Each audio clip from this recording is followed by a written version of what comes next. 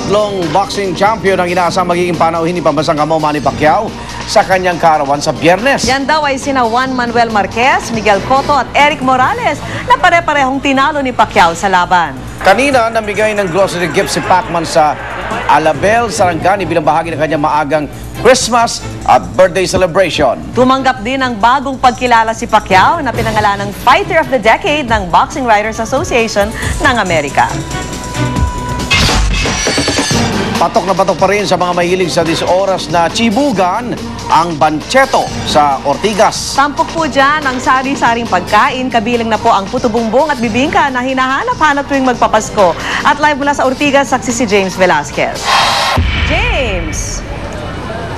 Igan, Vicky, kung fiesta in the city ang hanap na ating mga kapuso sa gitna ng gabi, naku, katakam-takam na agahan ang naghihintay sa kanila dito sa Banchetto Overnight Market sa Pioneer Service Road sa Ortigas.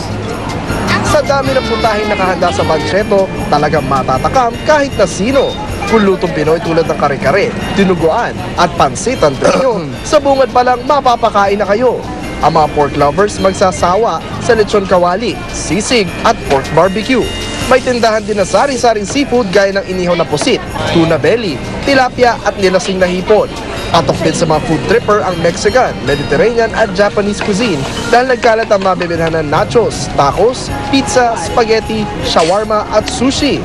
Dahil nalalapit na Pasko, hindi mawawala ang pwesto na special bibingka at puto bumbong na siyang panghimagas sa mga tao dito.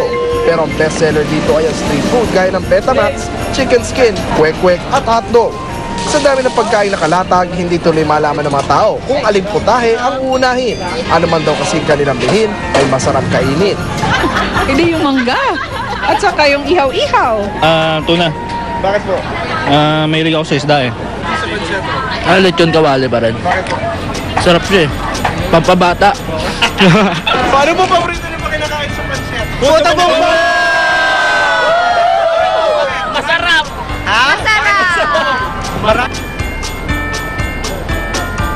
At Igan, Vicky, tuloy pa rin nga ang kainan dito sa Banchetto Overnight Market. Tuwing Miyerkules at Huwebes mula 8:30 ng gabi hanggang alas 4 na madaling araw mananatiling bukas itong Banchetto dito sa Pioneer Service Road. Live mula sa Ortigas, ako si James Velasquez, ang inyong saksi. Ilang acrobats nagtanghal para kay Pope Benedict XVI sa Vatican. At teen heartthrob Justin Bieber nakikampanya na rin para sa mga hayop. Nabulaga si Pope Benedict XVI na humarap sa kanyang audience sa Vatican City. 4 na lalaki kasi ang sumampa sa stage at biglang naghubad ng kamiseta. Sabay sumiko-sirko sa harap ng Santo Papa. Naghiyawan tuloy ang mga nasa audience, pati na ang mga madre. Mga miyembro pala ng isang acrobatics group ang Topless Men. At inimbitahan sila ng Vatican para sa isang worldwide convention para sa mga sirkero. Ito naman ang para sa mga believers. Nakiisa na ang teen pop star na si Justin Bieber sa pangangampanya para sa animal welfare. Bida siya sa bagong ad campaign ng People for the Ethical Treatment of Animals o PETA. At ang kanyang panawagan, imbis na bumili ng pet dog o cat, mag-ampo na lang daw mula sa mga animal shelter. Magiging 1 linggo na lang at Pasko na, kaya naman super busy na Santa Claus sa kanyang bahay sa Finland. Daan-daang libong Christmas wish letters kasi ang natanggap ni Santa mula sa mga bata sa iba't ibang bansa. Kaya naman ang Santa Elves, di na magkamayo ang paghahanda ng mga regalo.